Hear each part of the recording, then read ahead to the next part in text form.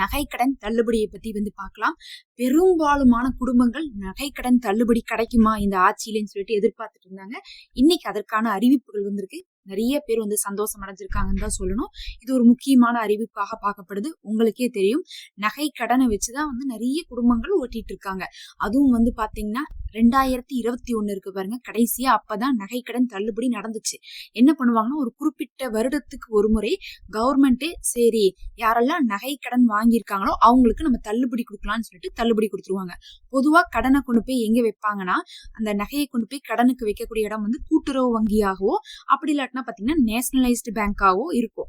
Nationalised பேங்க்னா உங்களுக்கு பாத்தீங்கன்னா central government தான் தள்ளுபடி கொடுக்கணும். ஆனா கூட்டுறவு வங்கினா நம்மளுடைய ஸ்டேட் கவர்மெண்டே தள்ளுபடி கொடுப்பாங்க. எல்லாருக்குமே நகையை அடமான வச்சுதான் நிறைய நேரங்கள்ல ஆபத்துக்கு உதவி இருக்கு. ஒரு திருமண செலவு வந்திருக்கலாம், இல்ல நோய் செலவு வந்திருக்கலாம். அது கொரோனா காலத்துல எல்லாம் எத்தனையோ பேத்துக்கு அதுதான் யூஸ் ஆச்சு. ஏன்னா வேலை இல்ல, வருமானம் இல்ல, ரொம்ப நெருக்கடி, வாடகை கொடுக்க முடியல, சம்பாதிக்க முடியல, எல்லாமே ஒரு வருஷம் ஸ்தம்பித்து போயிருந்துச்சு. அந்த மாதிரி சமயத்துல எல்லாம் நகை கடன் வச்சுதான் என்ன பண்ணாங்க, நிறைய பேர் மேலேறி வந்தாங்க. அதனாலதான் பாத்தீங்கன்னா நகை கடன் அப்படிங்கிறது நம்மளுடைய ஒரு எல்லா விஷயத்திலுமே தொடர்போட இருக்கக்கூடியது. அதுவும் கூட்டுறவு வங்கி அப்படிங்கிறது பாத்தீங்கன்னா பெரிய வருமானத்தை நமக்கு ஈட்டு கொடுக்கக்கூடியதாக இருக்கு நம்மளுடைய பொருளாதாரத்துல. காரணம் நகை கடனுக்காகத்தான். நகையை கொண்டு போய் அங்க அடமான வைப்பாங்க, கடனை கட்டுவாங்க, வட்டியை கட்டுவாங்க, அதை வச்சு சூழ்நிலையை சமாளிச்சுட்டு இருப்பாங்க. இதை பார்த்துட்டுதான் கவர்மெண்ட் நகை கடனால மக்கள் ரொம்ப அவதிப்படுறாங்க. அதாவது அவசரத்துக்கு கொண்டு போய் வச்சிடறாங்க, ஆனா அதை மீட்க முடியாம, வட்டி கட்ட முடியாம ரொம்ப கஷ்டப்படுறாங்க.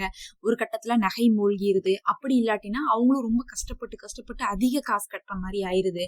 மீட்கவே முடியாத ஒரு நிலைமை இருக்குது. அப்படிங்கறதுனால மிடில் கிளாஸ் மக்கள் ரொம்ப கஷ்டப்படுறாங்க. அதுக்கு நம்ம உதவலான்னு சொல்லிட்டு தான் என்ன பண்ணுவாங்க, இந்த நகை கடன் தள்ளுபடியை பத்தி இப்ப பேசியிருக்காங்க. டிவிகே கவர்மெண்ட் ஆரம்பத்துல இதை பத்தி சொல்லல, அறிவிக்கல அப்படின்னாலும் கூட ஆட்சிக்கு வந்ததுக்கு பிறகு இப்ப அதற்கான நடவடிக்கை எடுக்க போவதாக சொல்லியிருக்காங்க. கிட்டத்தட்ட நம்ம சொன்ன மாதிரி ஒரு 6-7 வருஷத்துக்கு அப்புறம் பாத்தீங்கன்னா இந்த வருடம் தள்ளுபடி வரும்னு சொல்லிட்டு எதிர்பார்க்கப்படுது. கண்டிப்பா பாத்தீங்கன்னா யாரெல்லாம் நகை கடன் வாங்கியிருக்கீங்களோ தள்ளுபடி வேணும் அப்படின்னா நீங்க கமெண்ட்ல தெரிவிங்க. ஏன்னா அது பாத்தீங்கன்னா மக்களுடைய ஒரு வலியுறுத்தலாக இருக்கும். அது இன்னுமே வேகமா செய்யறதுக்கு வாய்ப்புகளாயிரும். அதுலயும் பாத்தீங்கன்னா நகை கடன் கிடைக்கக்கூடியவர்கள் யாரு அப்படிங்கக்கூடிய ஒரு லிஸ்ட் எல்லாம் வெளியே வந்திருக்கு. அதை பத்தி பார்க்கலாம். பொதுவா நகை கடன் அப்படிங்கிறது பாத்தீங்கன்னா கூட்டுறவு வங்கியில 5 பவுன் வரி வச்சிருக்கவங்களுக்கு என்ன பண்றாங்க, கொடுக்குறாங்க. 40 கிராம் வரி வச்சிருக்கிறவங்களுக்கு உங்களுக்கு என்ன பண்றாங்க, நகை கடன் தள்ளுபடி செய்யறாங்க. யாரெல்லாம் கூட்டுறவு வங்கியில வச்சிருக்கீங்களோ அவங்க பெற்றுக்கொள்ள முடியும். கூட்டுறவு வங்கி வைக்கல, நேஷனல்ல வச்சிருக்கீங்கன்னா உங்களுக்கு நம்ம முன்னாடியே சொல்லிட்டோம், அது சென்ட்ரல் கவர்மெண்ட் தான் பாத்துக்கணும். அது உங்களுக்கு இப்போதைக்கு கிடைக்காது. சரி, 5 பவுன் வரின்னு சொல்றீங்களே, 5 பவுனுக்கு மேல வச்சிருந்தா கிடைக்குமான்னு கேட்டா கண்டிப்பா கிடைக்காது. இல்ல நான் 6 பவுன் வச்சிருக்கேன், ஆனா 5 பவுன் அளவுக்கு நான் காசே கடன் வாங்கியிருக்கேன்னு சொன்னாலும் அப்பவும் கிடைக்காது. அவங்க எடை போடுவாங்க. எடை போட்டப்ப உங்களுக்கு 5 பவுன் வரணும். நான் கல்லு நகை வச்சிருக்கேன், எனக்கு எப்படி கிடைக்கும்னு கேட்டீங்கன்னா கல்லை ரெடியூஸ் பண்ணிட்டு உங்களுக்கு நகையுடைய வெயிட் 5 பவுன் வருதான்னு பார்த்துட்டு கொடுப்பாங்க. சரி, வேற யாருக்கெல்லாம் கிடைக்காதுன்னு கேட்டீங்கன்னா, நீங்க கவர்மெண்ட் ஜாபுடைய ஊழியர்களா இருந்தா உங்களுக்கு கிடைக்காது. ஏன்னா ஸ்டேட் கவர்மெண்டோ சென்ட்ரல் கவர்மெண்டோ கவர்மெண்ட் ஜாப்ல இருக்கவங்களுக்கு நிறைய சலுகைகள் இருக்கு, நல்ல வருமானம் வருது, நிறைய விஷயங்கள் அவங்களுக்கு கிடைக்கும் போது அவங்களுக்கு என்ன பண்ண மாட்டாங்க, கொடுக்க மாட்டாங்க. 2வது, நாங்க ஆனா ரிட்டையர் ஆயிட்டோம், ரொம்ப நாளைக்கு முன்னாடி கவர்மெண்ட் ஜாப்ல இருந்து இப்ப ரிட்டையர் ஆயிட்டோம், அதுக்கப்புறம் தான் நாங்க நகை கடன் வச்சிருக்கோம்னா உங்களுக்கு கிடைக்கும். இப்ப இருக்கிறவங்களுக்கு தான் கிடைக்காது. 2வது, ஐடி ஃபைல் பண்றவங்களுக்கு கிடைக்காது. ஏன்னா உங்களுக்கே தெரியும், பொதுவாவே இந்த மாதிரி இருக்கவங்களுக்கு ஸ்கீம்ஸ் எதுவுமே கிடைக்காது. அதுல பாத்தீங்கன்னா இவங்களுக்கும் கிடைக்காது. அதே மாதிரி அந்த கூட்டுறவு வங்கியில எல்லாம் இருக்குல்ல, வேலை செய்யறவங்களுடைய குடும்பத்தினருக்கு கிடைக்காது. ஒரு உதாரணத்துக்கு நீங்க வேலை செய்யற அப்படின்னு வச்சுட்டா கூட, உங்க அப்பா வேலை செஞ்சுட்டாருன்னா உங்களுக்கு கிடைக்காது. நீங்க வேலை செய்யலைன்னா கூட உங்க குடும்பத்தினருக்காக உங்களுக்கு கிடைக்காது. அதனால நீங்க என்ன பண்ண முடியாது, வாங்க முடியாது. அப்ப அந்த எலிஜிபிலிட்டியில யார் வராங்க, பொதுமக்கள் தான் வராங்க. அவங்க பாத்தீங்கன்னா கவர்மெண்ட் சர்வெண்டா இருக்க முடியாது. அதே மாதிரி அவங்க பாத்தீங்கன்னா 5 பவுனுக்கு மேல வச்சிருக்கவங்களா இருக்க முடியாது. அவங்க பாத்தீங்கன்னா ஐடி ஃபைல் பண்றவங்களா இருக்க முடியாது. அதே மாதிரி ரொம்ப முக்கியமாக என்ன விஷயம் பார்க்கப்படுதுன்னா, ப்ரூஃப் நம்ம என்ன கொடுத்துருக்கோம் அப்படிங்கிறதும் வச்சுதான் உங்களுக்கு என்ன பண்ணுவாங்க, தள்ளுபடியை அனௌன்ஸ் பண்ண போறாங்க. ப்ரூஃப் நம்ம என்னென்னலாம் கொடுத்துருக்கணும்னு பாத்தீங்கன்னா, ஆதார் கார்டு கொடுத்துருக்கணும், ரேஷன் கார்டு கொடுத்துருக்கணும். இது 2யும் கரெக்டா கொடுத்துருக்கணும். ரொம்ப முக்கியமா ஆதார் கார்டுக்கும் ரேஷன் கார்டுக்கும் இருக்கக்கூடிய தகவல் உங்களதோட மேட்ச் ஆகணும். சிலர் கொடுக்குறாங்க, அது கரெக்டான தகவல் மேட்ச் ஆகுறது இல்ல. சில கார்டே ஆக்டிவா இருக்க மாட்டேங்குது. அதனால நீங்க கொடுத்துருக்கக்கூடிய கார்டு இப்ப வரையுமே பயன்படுத்தக்கூடிய ஒரு குடும்ப அட்டையை தான் நீங்க கொடுத்துருக்கணும். அதே மாதிரி உங்களை வந்து அந்த அட்ரஸ் செக் பண்ணுவாங்க. அந்த அட்ரஸ் வந்து உங்களுக்கு தமிழ்நாட்டு அட்ரஸ் இருக்கான்னு பார்ப்பாங்க. இது வெளி மாநிலத்தவர்களுக்கு கொடுக்க மாட்டாங்க.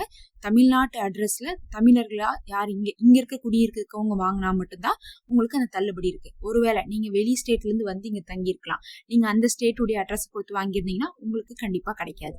அதே மாதிரி நீங்க முழுசா கட்டி முடிச்சிட்டீங்க அப்படின்னா நீங்க வந்து அந்த தள்ளுபடி வாங்க முடியாது. சிலர் என்ன நினைப்பாங்க, நான் முடிச்சிட்டேன் ஆனா நானும் இந்த பீரியட் ஆஃப் டைம்குள்ளதான் வாங்கியிருக்கேன், அதனால எனக்கு அந்த காசை நீங்க கொடுத்துருங்க அப்படின்னு கேட்பாங்க. அந்த மாதிரிலாம் நீங்க வாங்க முடியாது. அடுத்து வந்து பாத்தீங்கன்னா ரொம்ப முக்கியமான விஷயம், இவங்க அனௌன்ஸ் பண்றாங்கன்னு வச்சுக்கோங்க, ஒரு குறிப்பிட்ட டேட் அனௌன்ஸ் பண்ணுவாங்க. அந்த டேட்டுக்கு அப்புறம் வாங்குறவங்களுக்கு மட்டும்தான் என்ன பண்ணுவாங்க, உங்களுக்கு தள்ளுபடி கொடுப்பாங்க. ஏன்னா எல்லாருக்கும் கொடுத்தா அது வந்து கட்டுப்படி ஆகாது.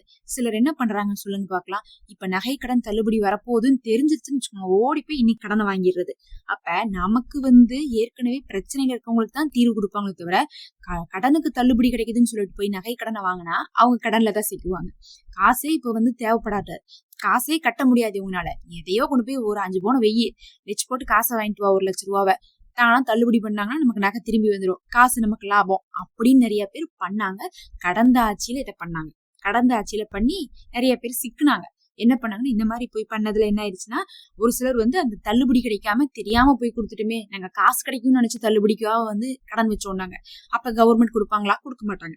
அதனால நீங்க அவசரப்பட்டு இப்ப போய் எதையும் வாங்கி வைக்காதீங்க. இப்ப வாங்குறதுல கணக்குலயே வராது. அவங்க ஒரு டேட் சொல்லி அந்த டேட்டுக்கு முன்னாடின்னு சொல்லுவாங்க. இப்போ ஒரு உதாரணத்துக்கு சொல்லணும்னா, இந்த வருஷமே சொல்லலாம், இந்த வருஷத்துடைய ஜனவரி 1க்கு முன்னாடி அப்படின்னு சொன்னாங்கன்னா கடந்த ஆண்டுடைய டிசம்பர் 31 வரையும் அப்படின்னு அர்த்தம். நான் வந்து ஒரு எக்ஸாம்பிளுக்கு தான் சொல்றேன்.